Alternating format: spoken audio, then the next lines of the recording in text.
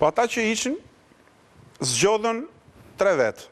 Pra ata që qëlluan, nuk ka asnjë lloj mundësie, mendoj unë, që në atë lloj spontaniteti dhe në atë lloj rrumuje, e cila kishte edhe si një lloj ethe brenda sepse u vendos që tashmë një përfaqësi do shkonte te presidenti, nuk ka mundësi që aty të kishte një lloj manipulimi ose një lloj orientimi i listave emërore që do bashkoheshin. Dhe pastaj më e çuditshmja dhe disi edhe sot mund themi dhe komikja e kësaj puna është që kur ne mblodhëm në atë sallën e famshme të televizorit në godinën e inxhinierisë. 14. Po. Dhe aty u pam për herë të parë kush ishim, sepse s'njifeshim, absolutisht nuk njifeshim. Aty u morë vesh që ky lloj grupi kaq amorf njerëzish do të prodhonte drejtime nga më të ndryshmet të agjendës që mund t'i shkonte në mend.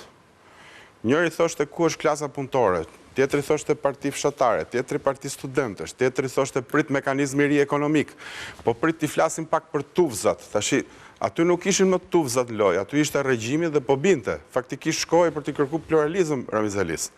Po tashi ishte kaq grup i pa përgatitur dhe objektive kjo punë, se nuk ka tani t'i lejmë këto sot 35 vjet larg.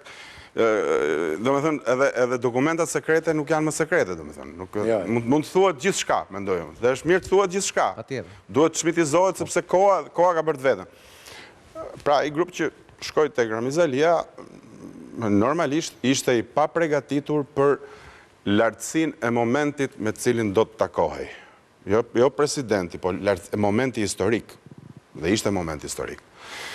Dhe ka një detaj, mendoj unë, që Beni e kujton mirë, po edhe besoj edhe kolegët, që në Tiranë u hap fjala pasdite që Alia kishte shkarkuar një numër, kishte filtruar si informacion. Të antarëve të byrosë politike. Po, mua të paktën më erdhi dhe ai taktikën e tij e luajti shumë bukur nga pozicioni i tij, sepse ne shkuam për të kërkuar pluralizëm dhe ai na tha 2 gjëra. Kam shkarkuar gjysmën e shtetit komunist de facto. Dhe hoqi figurat më groteske. Po, dhe e dyta shpall pluralizmin politik të lëvizjeve, shoqatave, edhe partive, siç ka dalë në film. Dhe tjetër tha? Tjetër çfarë doli? Po, tjetër çfarë, me i fjalë. Solli makinën e Zerfikses në një zjarr që sapo kishte filluar të ndizej. Dhe pastaj i gjithë takimi, pjesa tjetër e takimit mbetej praktikisht bosh, sepse objektivi isha arritur dhe çfarë do flisim me të. Do të thotë, u çuan studentët edhe pastaj ajo është diçka e filmuar, po kur ka ardhur ai autobusi famshëm për të na marrë atje, ishte ndjesia se tashmë gjërat kishin shkuar aty ku duhet. Dhe unë kështu e shpjegoj dhe pjesëmarrjen e jashtëzakonshme të popullit atë pasdite në të ngrysur, që ne të gjithë e kujtojmë, që ishte një tallaz njerëzish normalisht, por ama ajo frika, me thënë drejtën, që thoshte Meçi është shumë e drejtë, sepse realisht i shkoi drejt një panjore. Aty ishte një njerëzire madhe veç tjera, shumë mbaj mend, tani janë ca gjëra që ngelen të fotografuara, ushtar çdo 20 metra me ato gubet e trasha dhe Kalashnikovin, që s'lëviznin fare dhe ishin kështu një kolon e madhe, një derë nga ti hyje dhe pastaj një gjë që ti se kishe parë kur në jetën tënde, sepse pallat në brigada kush e kishte parë. Vetëm te krevati perandore e kemi pas parë. Patjetër. Dhe ne po të them një detaj, ne hym në ato sixhade, domethënë që për ne dukeshin si një pallat perandorak etj. Dhe ato Arturinat që sot me thënë drejtën duken shumë më relative, po që në atë kohë dukeshin, dhe nxorën fletë të bloqeve që kishin marrë me vete, dhe fshim këpucët sepse, siç e ka thënë dhe një mik i joni përbashkët, ky revolucion nuk pati gjak, po pati me shumicë, sepse qyteti studenti ishte gjithë palë. Dhe kjo është shkollë edhe për te metaforës. Po me që. Janë 2 momente që duhen evidentuar këtu, sepse lidhen gjithmonë me atë pjesë midis spontanitetit dhe individëve të cilët çuditërisht pastaj u bën protagonist. Të ushtelbi. Është momenti ku ne jemi në sallë. Unë fotografova ditën 1 dhe pastaj këtë 2 tutje e dini ju. Se Skënderi nga dita 1 iku. Unë nga dita 1 pastaj ti filloi. E mi mbartje mbaj mendsi tani sepse në fund fare ka qenë në fund. dhe qëndronte më këmbë Mirbashi dhe e mori fjalën 2-3 herë dhe fliste për ardhin e Garmos Pashko. Ulej në një radiator. Ulej në një radiator. Në fund fare. Dhe fliste për ardhin e Garmos Pashkos. Tani dere ishte një dere madhe. Xhami. Faqe muri xham. Faqe muri xhami. Mbrapa faqes murës Sali Berisha 2 veta trokistin me Chelsea. Me Chelsea të futeshin brenda. Ishte aty? Po, tani unë po t'jap detajin. Sepse do t'jap një detaj tjetër pastaj që dhe nuk janë lejuar. Çunat jo. Në mënyrë unanime u tha jo. Sidomos të dy nuk u lanë. Në qoftë se kishte Pashko. Po të them. As Pashko, As Pashko. Të dy. Emin Barçi thash që ishte i ekonomikut, që ishte një person i cili gjatë gjithë kohës ka qenë absolutisht aktiv, i insistonte me forcë për Garmos Pashko. Nga më të mirë ka qenë aktiv dhe ka qenë shumë pozitiv. Pasur gazetarë në... Dhe ka qenë idealist, të kuptojmë, jo? Por ishte i dashuruar me Pashkon sepse realisht Pashko ishte shprehur dhe në Fakultetin e Ekonomisë e shifnin si linjë liberale. Pashko ishte pedagog. Dy intervistat e Zëri Amerikës, pra ishte i avancuar, sidomos për modelin ekonomik ishte i avancuar.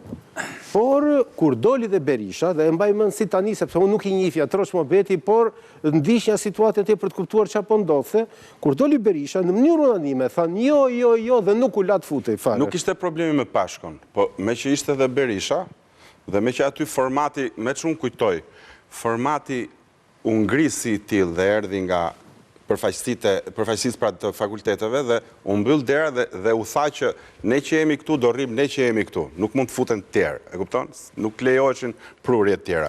Për sa kohë ju kishit ardhur nga ai organizimi kaotik. Vinim nga një votim, ne ishim lëvizje studentore, se ne që të gjithë, për i të vërtetës, që të gjithë kemi qenë delegat të fakulteteve. Po, patjetër, po. Dhe atje ku tha Mingjozi, poshtë u mblodhen gjithë fakultetet sipas vendeve, u mblodhen kështu, edhe pastaj zgjodhen ata. Duhet thënë një gjë. Periudha 8 dhjetor deri në 10 dhjetor prodhoi një nukël. Pra 11 dhjetori nuk ishte aq shumë spontan sa mund ta quajmë ne në këtë moment, po prodhoi një nukël dhe u evidentuan personat veçantë të cilët praktikisht bën një organizim për fakultete. Sepse fal tyre u mblodhëm ne atë ditë. Atë ditë pastaj caktimi personave ka qenë absolutisht spontan sepse ishte produkti Tani, unë një gjë nuk kuptoj, Frog. Zoti Alia e ka thënë disa herë dhe në intervistë me mua, ka thënë disa herë që ai zgjodhi zotin Berisha për të komunikuar me kreun e lëvizjes studentore, pra që u evidentua zoti Hajdari, për shkak se ishin të dy nga tropoja, dhe tha mund të merreshin vesh më mirë me njëri tjetrin. Tani, kjo bie në kontradikt me këtë faktin se ndërkohë një para studentët dhe pedagogët shkuan dhe gjetën gjysmën e punës mbyllur, pra Ramizi që thotë pluralizmin vendosëm ta lejojmë shkarkova dhe këta figurat groteskë të byros politike, dhe nga ana tjetër Berisha që kërkon të futet, po ndërkohë studentët nuk e lejojnë. Pra, këtu ka një shfazim kohor që unë tashi po e realizoj. Pra, sepse ai thotë zgjodha Berishën. Berisha ndërkohë kishte shkuar ke studentët? Kishte filluar të flisë përpara? Jo. Berisha ka vaj fjalim. Ka mbajtur fjalim para se shkonin te Ramizi, presidente, ka fjalime. Ka qenë mbas këtij momenti që thot Ramizalia. Ora u fushën më datën 10 ka qenë shesh. Po kishte ardhur më shpejt. Madje vetëm po ju ke Ramizi kanë qenë me datën 8 apo? Jo, me datën 10. Datën transformatori që u doq. 11 në datën 12 u bë PD-ja. 11 është data. 8 si Saliu në Shqipëri njerë. As Edi Rama, 8 Ja, me di, po Saliu ka qenë. Po mbrapa erdhi, Edhe sa erdhi e mbajti frymën te... Ajo që shifti atje nuk është para 12 dhjetorit, kjo foto. është pas 12 dhjetorit. Pas 12 dhjetorit, okej. Se kam dy detaje pasaj që do shifni si rrjedhin gjëra që i di vetëm unë sepse isha protagonist, jo për gjë. Po. Shiko, ajo çfarë thotë Ramizalia ka një tjetër gjë nga e vërteta fakti drejt për drejt si është. Ka një të vërtet që edhe vetë Partia e Punës e nënvlerësoj, për të mos thënë se e vlerësoj, lëvizjen studentore si një lëvizje tropojane. Dhe kjo që fatkesia me, një nga fatkesit më të mëdha që pat lëvizja studentore ishte pikërisht sepse e konsideruan lëvizje rajonale, lëvizje periferike.